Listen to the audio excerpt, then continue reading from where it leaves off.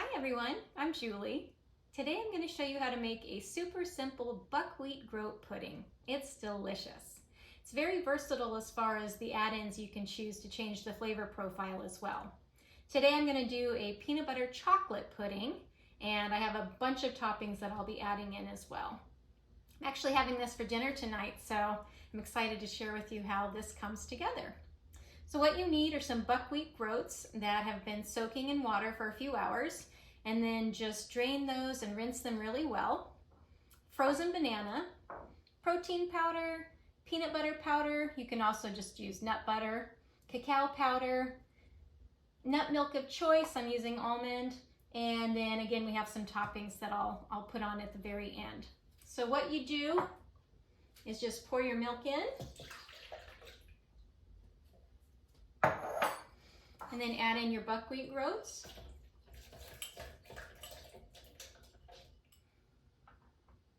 And then you'll add in your protein powder,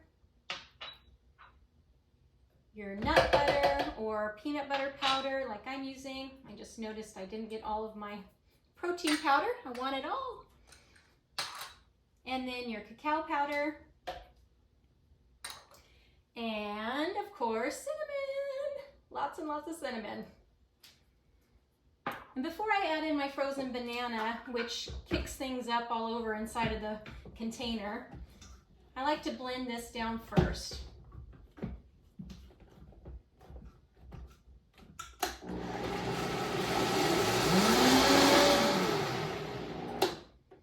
I blended that for about 30 seconds. And now I'm going to add in the banana.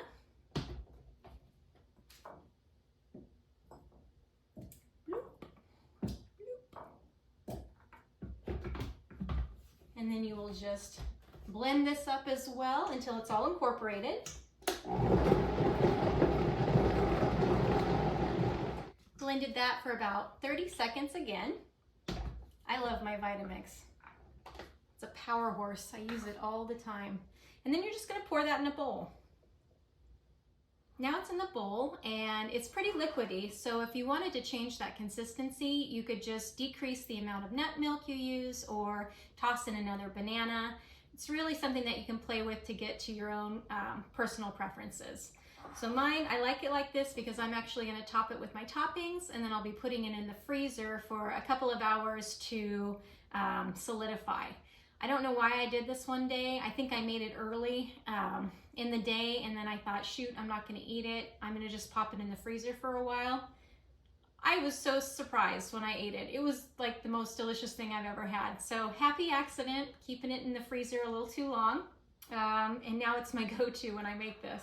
So what I'm gonna start with, topping-wise, is my PB2. This is my powdered peanut butter that I have added some water to, and it's very thick. I did not use the drizzle consistency for this. I like it a little thicker for this recipe.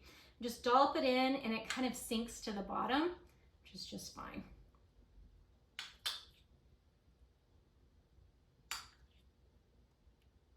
So now I've got all my PB2 in there the way I like it, but you could certainly make your powdered peanut butter a little thinner and then just drizzle it on top after you put your toppings on. I've done that before, but I'm on this kick right now where I like chunks of peanut butter in my chocolatey pudding, so that's what I'm going with today.